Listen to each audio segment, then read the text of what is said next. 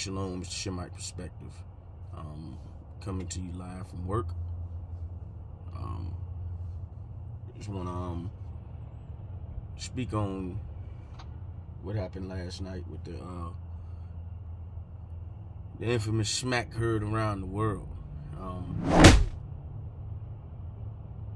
When I found myself in a legal situation several years ago, the detective investigating said to me, like, you shouldn't have done it, but I understand why you did it. And that's how I feel about this situation right here. You shouldn't have done it, but I understand why you did it.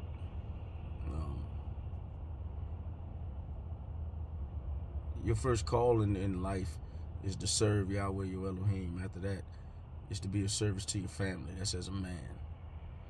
You know, Will Smith been hearing it from. He's been hearing it about the type of man he is because of the things that have come out of his wife's mouth. His wife, no doubt, has embarrassed him and embarrassed his family over the past year. But Will's the type of person that internalizes things. He still keeps the happy Will, smiley, Fresh Prince of Bel-Air look on his face because that's the image he has. And he's one of these people that's the light and the energy of the room, and he likes to maintain that, you know. But at the same time, you know, we know that people will have a smile on their face and end up committing suicide, or the S word, or end up, you know, canceling themselves, or just jumping off the deep end without you even knowing it, knowing that they're going through what they're going through.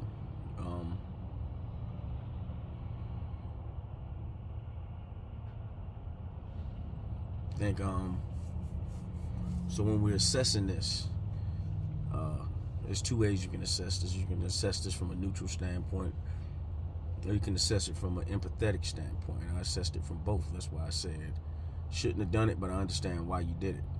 Shouldn't have done it from a neutral standpoint. The business, money, optics. Yeah, I get it. I understand because you're sitting there looking at your wife. You know what she's going through. You know what y'all going through. You've been dealing with this, that, and been the butt of every joke and blogger and this and blah, blah, blah. And everybody having something to say about your wife, the lady that you house, feed, clothe, love, have children with, and all of this. But one thing we got to be careful of doing as men is speaking on what another man does in regards to his family. Yeah, it was quite a sensitive reaction. It was probably a little overreaction, but that man is a husband and a father. And he looked at his wife, you know, being the butt of a joke in a room full of essentially millions of people because it's being broadcast all over the world. And he did what he felt he needed to do. So when you speak on this, like, brothers, understand, especially if you unwed and especially if you childless. A combination of the two, you got no children and no wife, like, bruh, listen. Really like slick speaking out of turn. Because your whole life is about you. Everything in your life is about you. You know, you don't have no creed of calling upon you except for to take care of you. So you can't empathize with somebody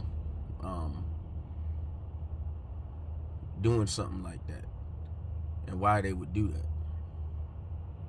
But those of us that are husbands and fathers can understand, like, listen, I'm smack fire out you. Like, you know, keep my, like that man say, keep my wife's name out your fucking mouth. So, two ways to look at it. He did overreact, but yes, he stood up for his wife.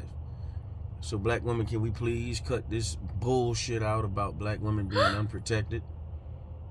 Y'all love to say that. When there's penitentiaries in every state in the United States full of black men who got locked up protecting a black woman. Half the men locked up in the United States locked up behind protecting the black woman.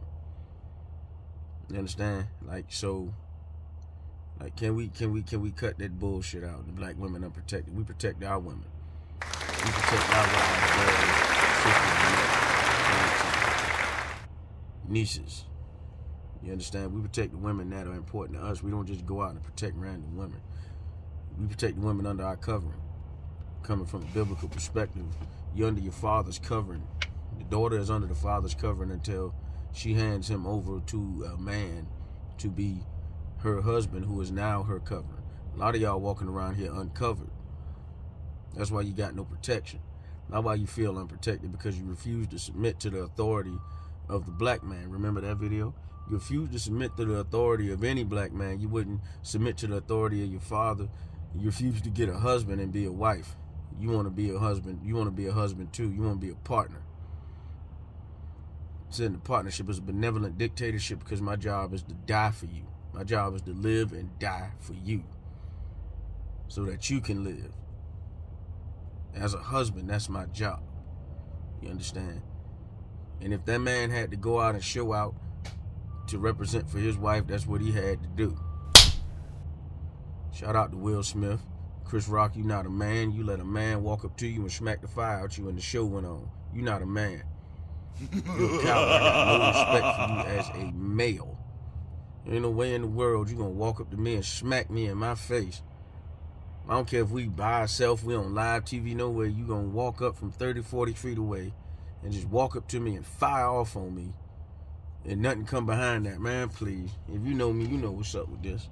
You already know how that would have went.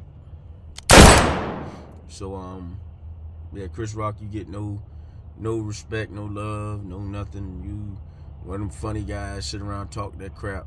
When a man address you, you fall back into your femininity. You know, Will Smith, you a man. You reacted emotionally. It's a little out of line, but you did what you needed to do for your wife. And for that, I salute him. I salute a man that do what he got to do for his family. All right, that's about it. A little short one. Like, share, subscribe, comment. Let me know how you feel. Engage in the conversation. Shalom.